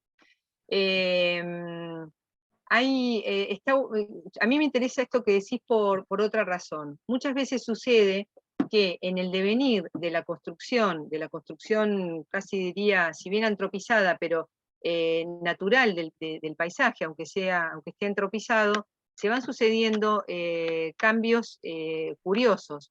Y puede ser que una zona que en un momento no era del todo valiosa, en otro momento lo pase a ser. La idea en estos últimos años, con la defensa de los espacios verdes y la idea de tratar de hacer sustentable nuestro modo de vida, es aquellos espacios que están conteniendo cierto valor desde su ecosistema. La idea es conservarlos, no desarmarlos. De hecho, es una vergüenza lo que pasa con esta reserva, porque así como decía Guille, bueno, capaz que se construyó de la nada, porque era una cosa que podía ser y terminó siendo. Ahora está al revés, es la inversa, están viendo cómo la destruyen, porque le ponen una cancha de fútbol, le ponen unos vestuarios, le ponen un balneario, que aunque el balneario es ecológico, sigue siendo un balneario. O sea, el balneario que está ahí en la punta es muy lindo, lo llamamos, no me acuerdo cómo se llama, creo que es Arenas Blancas. Le podemos llamar balneario ecológico, le podemos decir que está todo muy lindo, que es sustentable, pero no deja de ser un impacto para ese lugar. Entonces, ahí como creo que lo que nos falta es el respeto por esos lugares que deberían ser intangibles, aun cuando han sido provocados por acciones del hombre. A mí me parece que esto pasa en muchos aspectos, ¿no? Porque con ese criterio, el día de mañana, esta última foto que mostramos de la barranca de la costa de Alfonsín Storni, del paseo de Alfonsín Storni, decimos, bueno, este es un buen terreno para poner edificios. Bueno, pongamos edificios. Bueno, ¿por qué poner edificios y no algo que tiene que ver con el espacio común, el espacio de todos? Entonces, por eso que los espacios son antropizados, pero además en algún punto tenemos que respetar estas condiciones de cierta naturalidad. No sé si quedó clara tu duda. No, sí, sí, mil gracias. Lo que tal vez como comentario que hubiese estado interesante es desde el punto de vista, ¿no? Entender un poquito más la ciudad en su profundidad, más yendo para Paseo de los Padres, más para el perurbano, cómo fue avanzando. Sería muy interesante y creo que son barrios jóvenes que se fueron generando, que hay todavía bastante por descubrir todavía, bastante por generar. Hay bastante historia para Sí. grabar ahí. Sí, nosotros, este recorte que hicimos fue por eso una de las primeras diapositivas donde mostramos la zona de la cual íbamos a hablar, ¿no? Cuando lo hicimos para aquel que no conoce la zona, pero nos daban ganas de seguir hablando y de seguir poniendo fotos, de seguir diciendo cosas. Hay un montón de cuestiones, por ejemplo, la presencia que se vio en uno de los mapas, que yo ya no quería hablar más porque si no, no terminamos más, la presencia el trazado de barrios parques que se hace más o menos en el año, a partir de 40, de 50, que son lugares, como también son ciertos pulmones verdes dentro de la ciudad, que en un momento eran en la periferia, ahora quedaron dentro de la ciudad, ¿no? El que está cerca de la facultad, Pinos de Anchorena, el barrio La Florida, el Grosellar, el mismo la Santa Mónica, el bosque de Peralta Ramos, son zonas que están muy urbanizadas, ya están urbanizadas, pero sin embargo, esta idea de generar el barrio parque también fue una iniciativa que tenía que ver con la ciudad jardín. Esta es una cuestión que puede ser otra postal, ¿no? Y que no lo tratamos porque nos abocamos más a la relación con el mar. Pero eso fue, por ejemplo, para mí es una cosa muy interesante que tiene Mar del Plata, que en un momento se hayan producido esta serie de barrios que tienen su propia traza, que tienen su propio, incluso hasta tienen programado qué tipo de arboleda hay, de acuerdo a la calle, ¿no? Hay calles que tienen determinada especie, y entonces reconoces la calle por la especie, no por el nombre. Entonces, todas estas cosas que son tan interesantes y que se pueden abordar desde un aspecto paisajístico, que se vieron reflejadas en cierto momento de la ciudad, que después son como invisibilizadas, ¿no? Entonces estas cosas son valiosas, y estoy de acuerdo con vos que sería buenísimo, mismo Sierra de los Padres ya se convirtió en un barrio de Mar del Plata, hay un montón de gente que vive en Sierra. Y otros, en la Armonía, todos estos que veíamos en los primeros planos de Falder, siguen siendo zonas que hoy día están convertidas en barrios periféricos de la ciudad. Hay un montón para decir. Si querés seguimos otro día con muchas más postales. No, mil gracias. No, y además la idea, bueno, un poco lo que surgió de las postales, por las postales como una imagen, ¿no? La postal es, no sé si se fijaron en la primera foto, lo que hicimos sondar, pero si vuelven a ver la charla con la presentación, hay una postal que es del Faro, ¿no? Que es otro tema que lo citamos en algún momento. Y en esa postal nos gustó la foto porque está el faro, que es un elemento muy significativo de la ciudad, porque está el sello postal de la postal, porque está la estampilla, porque está la frase, desde aquí, con recuerdo, no me acuerdo quién es, y hay una firma, o sea, un abrazo. Entonces, todo eso que implica el comunicarse, nada más con una foto, desde un lugar, y todos los datos que podés tener, eso es lo que nos gustó de la idea de la postal. Porque nosotros no hicimos más que arqueología de lo que nos gusta, de lo que sabemos, de lo que investigamos. Esto que decía Guille, de mirar el plano Peucer con una lupa, nos hizo descubrir cosas que quizás no lo hubiéramos descubierto si mirábamos por arriba, ¿no? Esta cosa de observar, como hicimos el otro día, un poco con la deriva, aunque sea fenomenológicamente, pero de alguna manera estábamos observando qué transcurría en la ciudad, para después tamizarlo por otras cosas. Yo lo que los incitaría, porque es hacer ese trabajo ustedes, o sea, claro, nosotros dejamos quisimos medio como despertarlos para esa idea y que ustedes hagan claro. agarren cualquier foto busquen en las fotos de los abuelos y digan, uy, esta foto de Mar del Plata, ¿qué se ve acá? Porque la verdad nosotros descubrimos muchas cosas, algunas ni siquiera si estamos seguros de que hayan sido así, pero eso, mirando fotos y tratando de compararlas con planos de la época, o sea, le dejamos el trabajo a ustedes de esa labor investigativa urbana que es sumamente rica, y se van a enriquecer ustedes y capaz que hacen descubrimientos que nos sirven a todos. Sí. Entonces me parece que esa es una linda tarea de la electiva. Lejos de querer hacer un desarrollo exhaustivo, todo lo contrario, lo que se propuso, tal vez sea lo más interesante para mí, es casi un desarrollo metodológico, ¿no? Yo creo que fue suficiente ejemplo como para poder invitarlos, como dicen Guille y Claudia, a que desarrollen algunas. Por lo general las ausencias pesan más que las presencias, Yago. Tal vez ya voy todos, ¿no? Tal vez la postal de las obras de Aprile, aquel intendente que le hizo votar a los marplatenses con la plata de los porteños, los mendocinos y los cordobeses, y los rosarinos, digamos, cómo producir una revolución de infraestructura. Tal vez las postales, yo tengo algunas anotadas, las de la periferia, ¿no es cierto? La de los barrios humildes, la de la vulnerabilidad social, tal vez las postales de los hoteles sindicales. ¿Cómo fueron creciendo los hoteles? Todos juntos, de a poco, en un lapso, digamos, muy corto, pero, digamos, ¿quién dominó la escena del hotel sindical a la hora de esta ley de Perón que otorga la posibilidad de vacacionar y de que fuera un derecho social, digamos? ¿Qué pasa con el patrimonio de la modernidad? ¿No es cierto? ¿Cuántas obras hay de la modernidad? Tenemos un proyecto con Guille, que lo hacemos año a año, de a poquito, que es el de las perlas de la modernidad de Mar del Plata.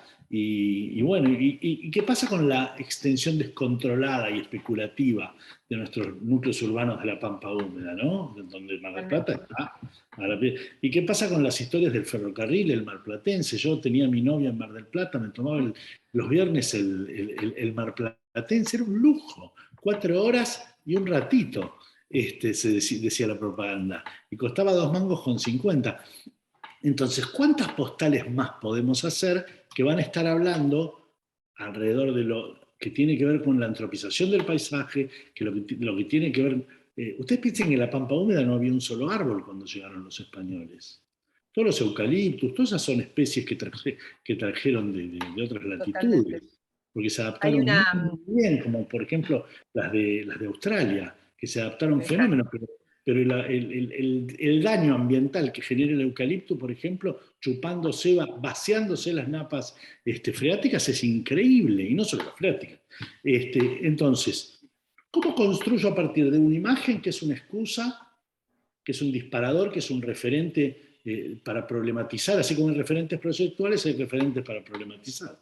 Entonces, ¿y cómo empiezo a encontrar problemas en la ciudad que pueden tener una respuesta proyectual, que pueden tener un desarrollo de alternativas proyectuales para desarrollar? Digamos, ¿de qué manera esta maravilla de charla sincrónico-diacrónica que nos dan los profes nos sirve para entrar en un modo de pensamiento que no es una clase de historia, es muchísimo más, es una clase de cómo problematizar proyectualmente, como diría Alexander, cómo un sistema genera sistemas, es decir, cómo cualquier cosa que cae en nuestras manos, imagínense, si el mismo Mariani, digamos, yo lo reconozco como muy buen arquitecto, pero si el mismo Mariani, que gana en pleno proceso, el monstruo de hormigón de 2,5 kilómetros, es el que encuentra el antídoto después para la picadura de la víbora, hay tela para cortar,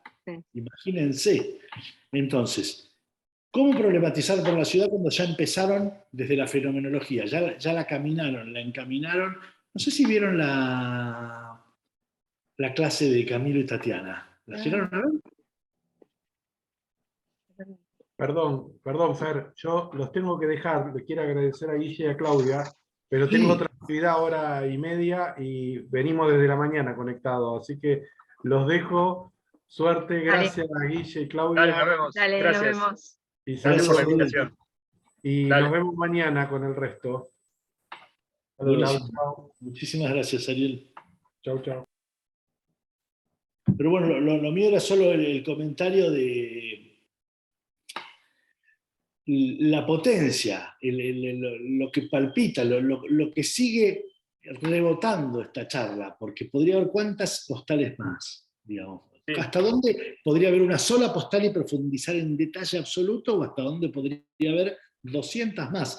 Y este modus operandi podría darse para el resto. Cuando vos hablabas del buffer, de la terrain-back, de esta falsa reserva natural, que en realidad es la resiliencia del propio sistema natural de la Tierra, exacto, la que genera la posibilidad de que vuelvan las aves, de que crezca de que un lobo ponga un lobezno ahí en un costadito, y de que, pero, por ejemplo, en Necochea, que alguno habrá de Necochea aquí, al no existir ese buffer entre la ciudad turística y el puerto de Quequén, de alguna manera es un buen ejemplo como para ver que no hay mal que por bien no venga, digamos, que está bien el hecho de poder mantener, o sería lícito decir, bueno, Aldo Civi, dejate de embromar, tratemos de mantener ese buffer, porque nos va a estar generando a futuro, de alguna manera, más beneficios que una cancha que la pueden usar, qué sé yo, no sé, 1000 personas al año, ¿no? Sí. De todos modos, de lo que queríamos, porque no los Ahí me queremos. metí con algo que me parece que más de uno se me va a saltar a la nuca. No, está, No, está no. muy bueno eso. No, lo que decía es que tal vez para no cansarlos más, que ya hace rato que vienen que vienen de otra clase anterior, lo que dejamos es abierto la posibilidad, las chicas Rochi y Fernando tienen nuestros mails, que si a ustedes se les ocurre algún comentario o algo que agregar, o la información complementaria que podamos darle, nos escriben y podemos seguirlo desarrollando. O sea, una especie de asistencia más permanente, que no sea, como dice Fernando, que esta charla sea el disparador. Claro, yo igual voy a estar, así que en algunas clases acompañando a Rochi, así que también me puedo preguntar. No sé si querés cerrar o cómo siguen acá. No sé cuál es el esquema, Rochi. También me entusiasmo, puedo estar... Sí, no, a mí me parecía interesante esto de que esta charla haya estado después de la deriva que hicimos la clase anterior con cartografías. Les contamos un poco a los de TV Red que hicimos una caminata entre todos, bueno, muchos están en ambas, y me pareció importante porque también estas postales que vimos, cuando pasamos casualmente por la esquina de Santa Cecilia, y eso, ¿no? Como que por más que uno conozca Mar del Plata, que cree que conoce Mar del Plata, a partir de esa caminata, sumada la charla esta de hoy, se van generando nuevas postales en nuestra cabeza. No sé si a los estudiantes les pasó, pero a mí sí, empecé como a fusionar determinadas postales de esta charla con las que vivenciamos fenomenológicamente el lunes pasado. Así que bueno, la idea era después, no sé si hoy, pero también ver la producción que generó toda esa deriva y hacer algunos comentarios que también tengan que ver con esta charla. Eso sería como en el próximo encuentro, cómo sigue esto. Haciendo la salvedad, ¿no? Cuando uno hace una deriva, se deja atravesar por la ciudad es la que lo está penetrando, lo está atravesando, lo está, digamos, horadando a uno, no es que uno está saliendo a buscar, sino que se permite dejarse encontrar por la ciudad y de golpe encuentra cuestiones ligadas a lo cromático, ligadas a los claroscuros, ligadas a los contrastes, ligadas a cuestiones de texturas, de clima, de atmósfera, de percepciones, ¿no? Bien fenoménicas. Mientras que cuando uno escucha una charla como esta, ve que está a mitad camino, ¿no es cierto? Hay de golpe cuestiones muy duras, como puede ser un grabado o un mapa. A mí me partió la cabeza ese primer mapa que dobla en Cabo Corrientes como si fuera muy abruptamente. Y lo primero que te nace decir es, ¡ay, qué animales! Mirá, no se daban cuenta que no doblaba tan abruptamente.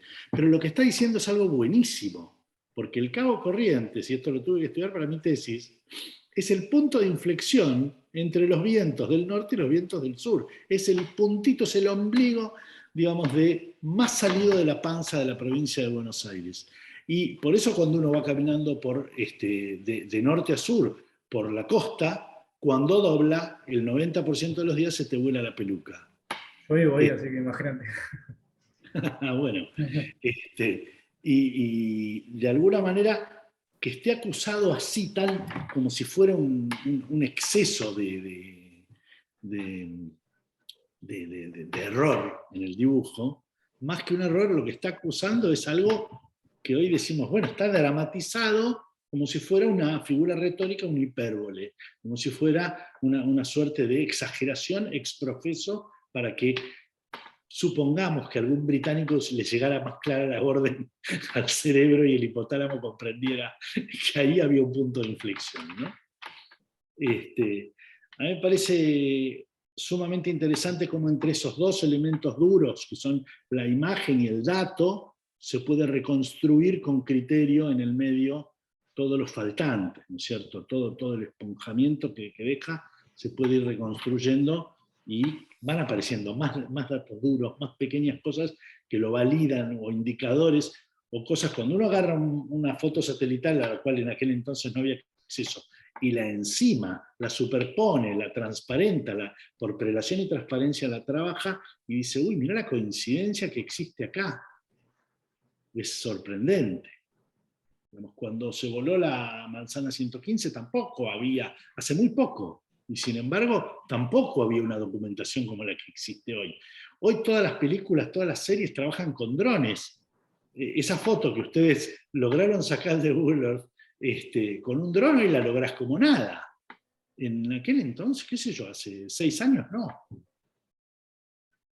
Y a mí me parece que es muy interesante a la hora de generar problemas sobre la ciudad, a la hora de discutir cómo se entrelaza el contexto en general compuesto por el paisaje, por la arquitectura, es decir, la voluntad del proyecto, y lo humano, ¿no?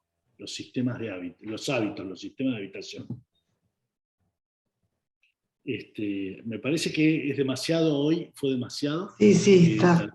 Hay que permitir que también, no, por ejemplo, otra no, postal que nos quedó en el tintero es el tema de lo productivo, de cómo fue cambiando Mar del Plata en lo productivo, ¿no? De donde siempre está esa puja entre lo productivo y lo productivo, entre la industria y el turismo, de cómo en algún momento la industria estuvo como apoyando ese turismo, y cómo la industria se empezó a modificar cuando Mar del Plata pasó, este paso de Mar del Plata en los años 80, 90, de ser de ciudad turística a ciudad permanente, fue fuertísimo. Y eso es una cosa que no comentamos, y sin embargo realmente es muy importante para nuestra ciudad eso. Obras de infraestructura que se reconocen y que se empiezan a valorar, ya no para lo que se ve de la ciudad, sino para aquello que está invisible de la ciudad, ¿no es cierto? Aquello que no se ve de la ciudad. Y esto, tamizarlo por lo productivo, también sería interesante. O sea, hay un montón de datos y de cosas para hablar y para decir. Pero bueno, seguimos pensando. Sumamente interesante. No sé si hay más preguntas. Yo sé que detrás de esos cuadraditos negros hay seres humanos, pensantes. Espero que no estén todos dormidos, que están todos apagaditos. No, está todo bien. Yo dije, cuando se fue Ariel, dije, bueno, el exo Eugenio, ahora atrás son los de la mañana. No, se quedaron, así que la verdad que han estado, o están verdaderamente todos dormidísimos. Todos dormidos, todos. No, están. No, la invitación ahora es que se vayan a pensar cómo va a ser ese recorrido que ustedes van a generar para mostrar a sus compañeros de otras ciudades qué ruta van a tomar para mostrar y problematizar sobre Mar del Plata. Hicimos la deriva, tuvimos en el caso del taller virtual. Del taller virtual, sí. En el caso de cartografías, me parece que es interesante que hagas el distingo de la tarea. Sí. En cartografías terminen de subir, porque faltan algunas. Lo que tenían que hacer para hoy era volcar todo el material de la deriva en una lámina potente con una intención, que esa lámina va a tener un título, y la idea es que en el próximo encuentro entre todos las veamos, porque también el aporte de ustedes contando la experiencia va a ser muy enriquecedor. Así que terminen de subir esas postales, esas láminas, y con cartografías nos vemos el próximo lunes, con TV Red mañana a la mañana. Una consulta, en el caso de TV Red, la lámina esa que tenemos que hacer con la problemática como para mostrarlo, ¿que lo tenemos que subir a algún lado? Sí, eso mañana damos la próxima consigna. ¿sí? Ustedes hoy tenían que generar esa postal, ya todos estuvimos verificando que la subieran al Padlet, que estuvieran todos en el aula virtual. Creo que Jessica lo que preguntaba era eso, el Padlet. Al Padlet y al Facebook. ¿Ya estás, Jessica, en el Facebook? Sí, ya subimos todo. No, Ah, preguntaba lo que estaba diciendo ahora, lo calculo que será lo nuevo, porque estuve viendo en el Facebook nuevo, que creo que es el general, que estaban subiendo unas postales con las problemáticas ya. no, de ansiosos nomás. Ah, listo, genial. Muy bien. Bueno, y los que están en corte y confección, pues son distintas materias estas. Yo tengo una última consulta con respecto a TV Red, con el recorrido. Me quedé con la última imagen de la charla, esto de la ciudad futuro, ¿no? Que nos queda a nosotros como futuros arquitectos.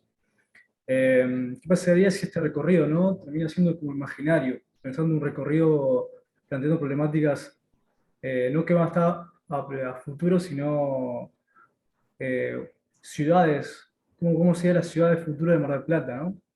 Me pregunto más que trabajar tal vez el contexto preexistente, trabajar un poco más en vez de trabajar la arquitectura de ahora, ¿qué pasaría si trabajamos un poquito la arquitectura del mañana, ¿no? Preguntaba.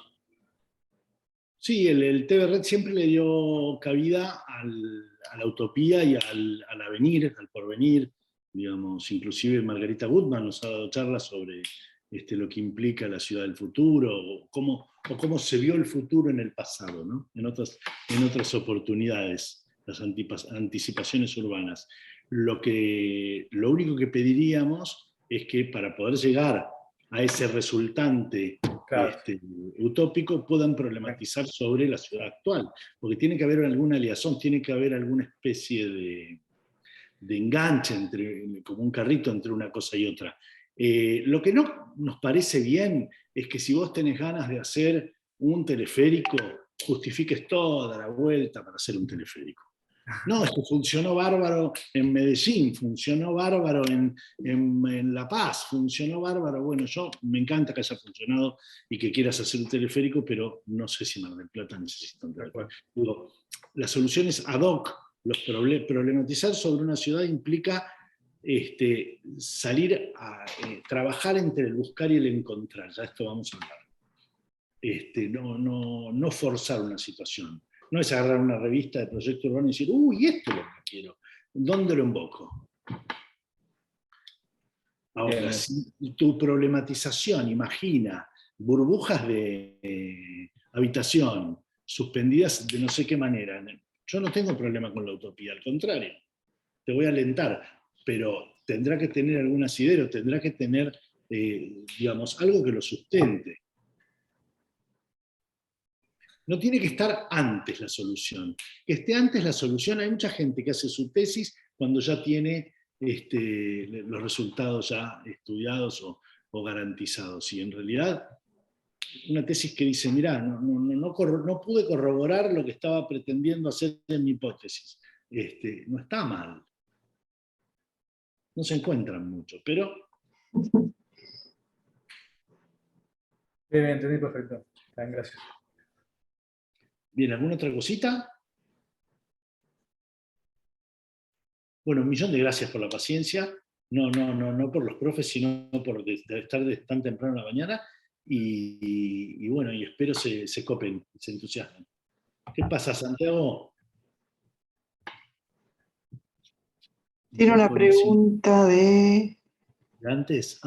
Son Sí. 4 el grupo, 3 de TV Red y 1 en Cartos, como debe ser entonces. Y el de cartografía va a colaborar con nosotros, con el equipo de Barreda, haciéndole todo este aporte de la... Carto va a ayudar con la capa blanda, no te quepa duda. Exacto. Va a salir de la punta de los dedos, que es el último trabajo del TV Red. Sí. Mirada sobre la ciudad del otro. Vamos paso a paso. Claro. Sí. Buenísimo. Que se mezclen. Bueno, por mi parte, un millón de gracias. Guille. Gracias, Claudia. Gracias, Vilis. Vamos a subir esto a YouTube, ¿sí? Ahora Gracias a mismo. usted gracias por la invitación, Rosario, Fernando. Lo hicimos Gracias. trabajar. Lo hicimos Nos trabajar. hacen pensar, que eso está bueno. Buenísimo. Está muy bueno. Gracias. Gracias. Acá preguntan a qué hora se A encuentran las mañana. 9. Yo te paso la data. Sí. 9. Chau, chau. Gracias. Nos vemos pronto. Chao, chao. Hasta luego.